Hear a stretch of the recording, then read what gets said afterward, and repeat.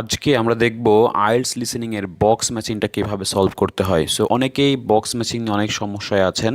তো ইনশাল্লাহ এই ভিডিওটি দেখার পরে আপনার ভেতরে একটা আত্মবিশ্বাস জেগে উঠবে। ওকে, সো বক্স ম্যাচিংটা কিভাবে করব, এবং বক্স ম্যাচিং যেহেতু লিসেনিং এর প্রায় এক্সামে এসে থাকে, সো এটাতে আপনাকে ভালো করতে হবে। আচ্ছা, তাহলে বক্স ম্যাচিং এর একদম শুরু থেকে শেষ পর্যন্ত আমরা দেখব। সম্পূর্ণ ভিডিওটি দেখবেন, অবশ্যই ভালো লাগবে। ভালো লাগলে অবশ্যই সাবস্ক্রাইব করবেন, শেয়ার করবেন ফ্রেন্ডসের সঙ্গে, আর হচ্ছে যে কমেন্টস করবেন অবশ্যই।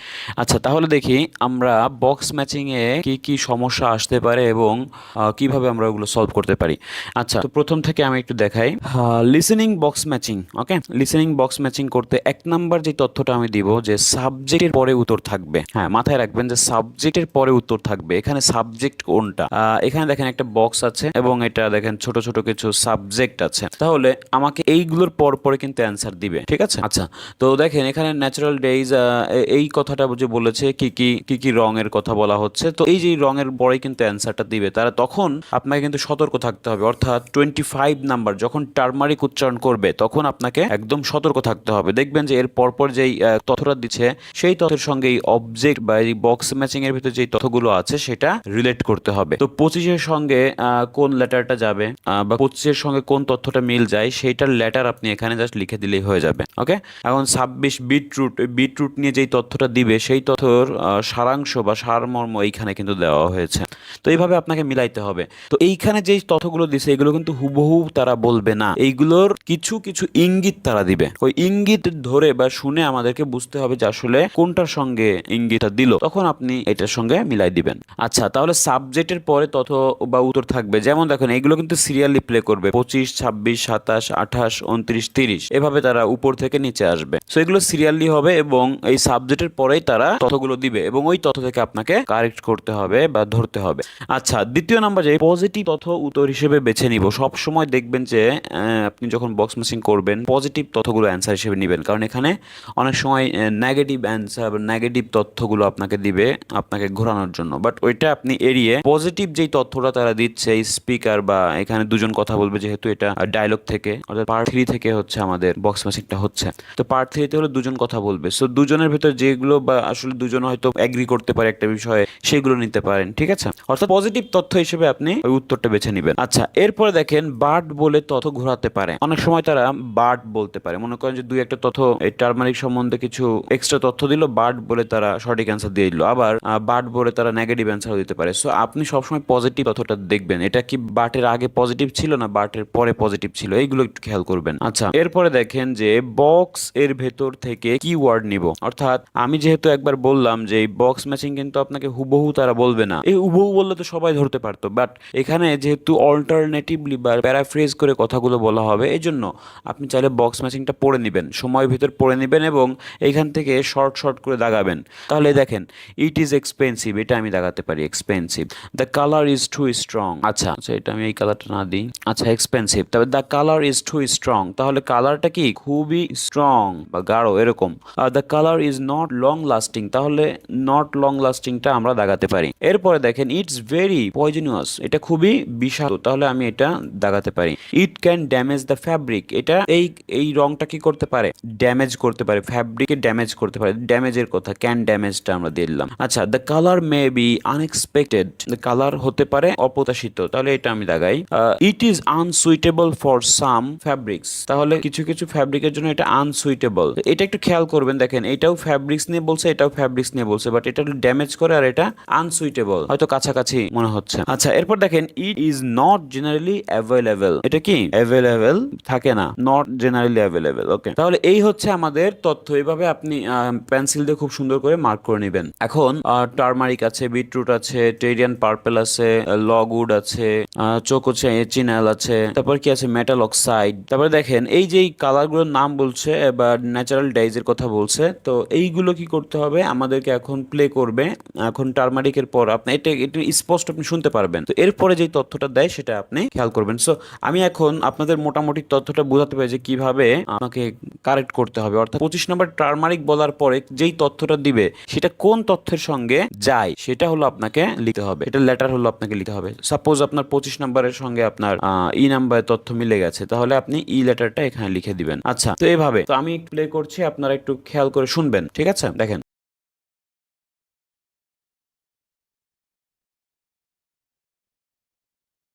Now listen and answer questions 25 to 30. So what natural dyes did you look at? Well, one was turmeric. The colour's great. It's a really strong yellow. It's generally used in dishes like curry. It's meant to be quite good for your health when eaten, but you might find it's not permanent when it's used as a dye. A few washes and it's gone. Right. আচ্ছা, তাহলে দেখেন এখানে যেই তথ্যটা দিল যে এখানে তারা বলছে যে কোন বিষয়টা নিয়ে আলোচনা করছে, টার্মারিক, আপনারা বুঝতে পেরেছেন।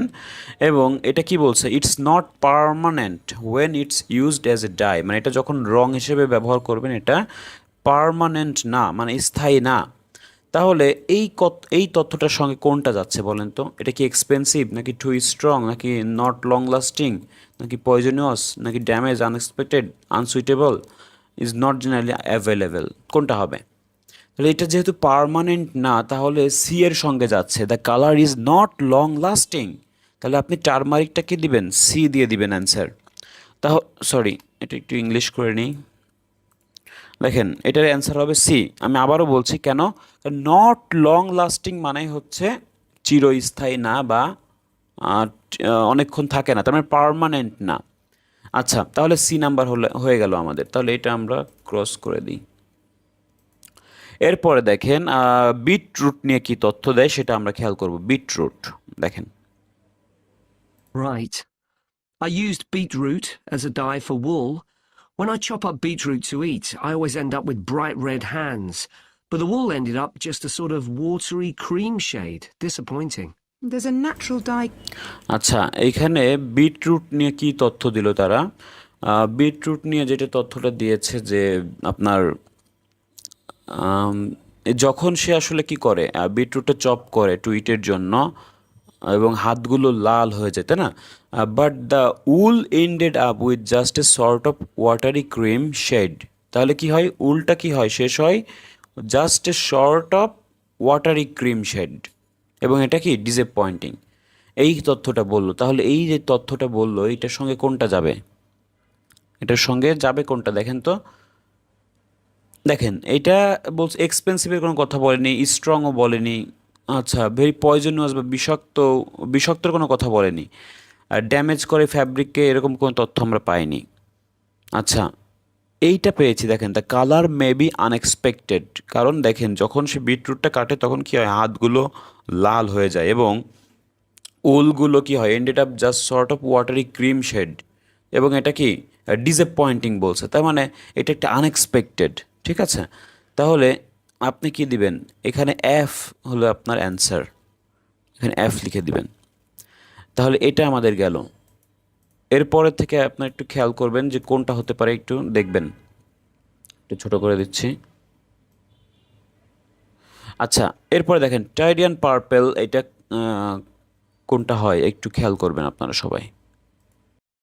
And purple. Have you heard of that? Yes. It comes from a shelf. Chop up beetroot to eat. I always end up with bright red hands. But the wool ended up just a sort of watery cream shade. Disappointing. There's a natural dye called Tyrian purple. Have you heard of that? Yes. It comes from a shellfish. And it was worn in ancient times, but only by important people, as it was so rare. I didn't use it.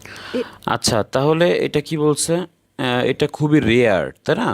তাহলে এই যে তথ্যটা দিচ্ছে, ইট was so rare, মানে এটা অনেক rare ছিল এবং আই ডিডেন্ট ইউজ ইট, এবং এটা আমি ব্যবহার করিনি। আচ্ছা তাহলে দেখেন তো এই তথ্যটার সঙ্গে কোনটা আমরা দিতে পারি। তাহলে দেখেন এই রেয়ারের কথা বলছে, তার মানে it is not generally available, মানে অ্যাভেলেবেল মানে কি পরিমাণে থাকা। তো এখানে যেহেতু এটা আসলে পাওয়া যায় না বা পাওয়া যাচ্ছিল না, এটা রেয়ার ছিল, তাহলে এটা কি আনঅ্যাভেলেবেল, মানে নট জেনারেলি অ্যাভেলেবেল, মানে এটা আসলে পাওয়া যায় না। তো এইচ নাম্বারের সঙ্গে যাচ্ছে, তাছাড়া আর দেখেন এটা এক্সপেন্সিভ এগুলোর সঙ্গে যাচ্ছে না। তো এইচ হলো আমার অ্যান্সার। তাহলে আমি কি দিয়ে দেবো 27 নম্বরে এইচ। আচ্ছা এরপরে দেখেন লগ উড নিয়ে কি তথ্য দেয়। Log would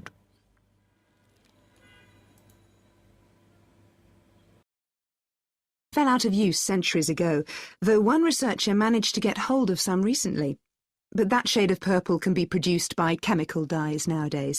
Did you use any black dyes? Logwood. That was quite complicated. I had to prepare the fabric so the dye would take. I hope you were careful to wear gloves. Yes, I know the danger with that dye. Good, it can be extremely dangerous if it's ingested. Now, presumably you had a look at an insect. আচ্ছা, তাহলে এটা কি বলছে যে it can be extremely ডেঞ্জারিয়াস, তাই না? মানে এটা খুবই ভয়ঙ্কর হতে পারে। তাহলে এইটা আসলে কোন তথ্যের সঙ্গে যাচ্ছে দেখেন তো। এইটা আমরা যেটা পড়লাম লগউড, এটা দেখেন পয়জনিয়াস একটা তথ্য আছে, তাই না? কারণ ডেঞ্জারাস বলছে, মানে এটা মানে খুব নেগেটিভ তথ্য দিয়েছে, আর বিষাক্ত। তাহলে এটা খুব বিষাক্ত মানে হলো ভয়ঙ্কর বা ডেঞ্জারাস। তো এই যে তথ্যগুলো দিচ্ছে এটার সঙ্গে জাস্ট এটাই মিলছে, ডি নাম্বারের তথ্য মিলছে। এই জন্য আমরা ডি নাম্বার অ্যান্সারটা লগউডে দিয়ে দিব, লগউডে হবে ডি। ওকে, আচ্ছা এরপরে দেখেন আমাদের আর বাকি আছে হলো দুইটা আছে, তো দেখি এই দুইটা কি হয়, এটা একটু খেয়াল করেন। প্লে করছি। Based dye, like cochineal, for example. Yes, I didn't actually make that. I didn't have time to start crushing up insects to get the red colour, and anyway, they're not available here. But I managed to get the dye quite easily from a website, but it cost a fortune. I can see why it's generally just used in cooking and in small quantities. Yes, it আচ্ছা, তাহলে এইখানে যে তথ্যটা কোচিনিয়াল যে হিসেবে তথ্যটা দিচ্ছে, এটা কি যে ইজিলি এটা কি ওয়েবসাইট থেকে পাওয়া গেছে, বাট ইটস কি ইটস কস্ট। এই দেখেন বাটের পর তথ্যটা দিচ্ছে যে but it cost A Fortune. তাহলে এটা কি মানে খুব মূল্যবান বা এরকম কিছু তারা বলতেছে, তথ্যটা দিচ্ছে। এটার সঙ্গে দেখেন কোনটা যাবে, অবশ্যই ইটস এক্সপেন্সিভ। কস্ট নিয়ে যেহেতু বলছে, ইটস এ কস্ট মানে খুবই মূল্যবান, আর এখানে বলছে ইট ইজ এক্সপেন্সিভ, একই কথা। তাহলে এই নাম্বারের তথ্যটার সঙ্গে আমরা দিয়ে দিব হলো কোচিনিয়াল। কোচিনিয়াল হলো এ নাম্বারে যাবে। আচ্ছা একটু আমি আবার আগে থেকে প্লে করছি, আপনার একটু খেয়াল করবেন তথ্যটা। এটা একটু আবার আগে থেকে দিচ্ছি। I didn't actually make that. I didn't have time to start crushing up insects to get the red colour, and anyway, they're not available here. But I managed to get the dye quite easily from a website, but it cost a fortune. I can see why it's generally just used in cooking and in small quantities. আচ্ছা, তাহলে এরপর একটা আমরা খেয়াল করি, এরপরে যেটা বলছে সেটা কি মেটাল অক্সাইড। মেটাল অক্সাইড নিয়ে কি তথ্য দেয় সেটা আমরা দেখি।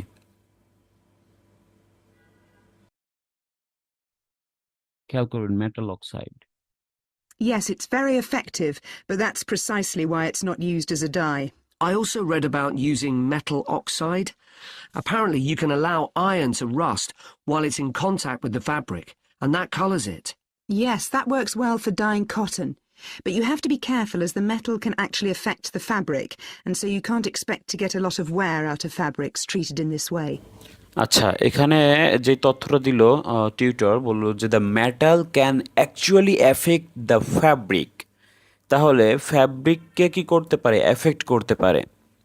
এখন দেখেন ফ্যাব্রিক নিয়ে তো এখানে দুইটা তথ্য আছে, তাহলে মেটাল আনসুইটেবলটা হবে সাম ফ্যাব্রিক, আর এখানে বলছে দ্য ফ্যাব্রিক।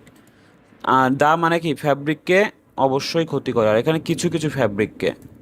তো আমাদের তো বলা হয়েছে ফ্যাব্রিককে এফেক্ট করে, তার মানে ড্যামেজ করে, ঠিক আছে? তাহলে it can damage the fabric, আর এখানে বলছে কিছু কিছু ফ্যাব্রিক্স আর আনসুইটেবল। তো এখানে কিন্তু পুরোপুরি ফ্যাব্রিককেই এফেক্ট করতেছে মেটাল অক্সাইড, তাহলে ড্যামেজ করতেছে, ইট ক্যান ড্যামেজ দ্য ফ্যাব্রিক, একই কথা। তাহলে ই নাম্বার হলো আমাদের অ্যান্সার। দেখেন তাহলে এইভাবে আমরা কিন্তু অ্যান্সারগুলো বের করতে পারি। সো আপনাদেরকে একটু শুনে বুঝতে হবে যে তারা কখন বললো অ্যান্সারটা। তো আমি যেটা আবার বারবার বলছি, এইগুলোর পরপরই কিন্তু তারা অ্যান্সারটা দিচ্ছে। দেখেন যখন মেটাল অক্সাইড নিয়ে কথা বলবে তখন সেটা নিয়েই তথ্য দিবে, যখন কোচিনিয়াল নিয়ে বলবে তখন এটা নিয়েই দিবে, লগউড নিয়ে বললে এইটার পরে যেই তথ্যটা দিবে এর আগ পর্যন্ত সেটা নিয়েই আপনি গেস করবেন। তো এইগুলো আপনি মাথায় যদি রাখেন, আপনার চোখের সামনে থাকলে এগুলো আপনি পেন্সিল দিয়ে করে ফেলতে পারবেন। সো এইভাবে আপনারা বক্স ম্যাচিংটা করতে পারেন। সো অবশ্যই বাসায় প্র্যাকটিস করবেন, এবং যারা খুবই দুর্বল আছেন বা একটি গাইডলাইন চাচ্ছেন অবশ্যই আমার সঙ্গে যোগাযোগ করতে পারেন, আমার কোর্স ডিটেলসটা ডিসক্রিপশন বক্সে দেওয়া হয়েছে। ওকে, তো থ্যাংক ইউ সো মাচ। আমি নেক্সট টাইম অন্য কোনো টপিক নিয়ে আলোচনা করব। সো ততক্ষণ পর্যন্ত ভালো থাকবেন, সুস্থ থাকবেন।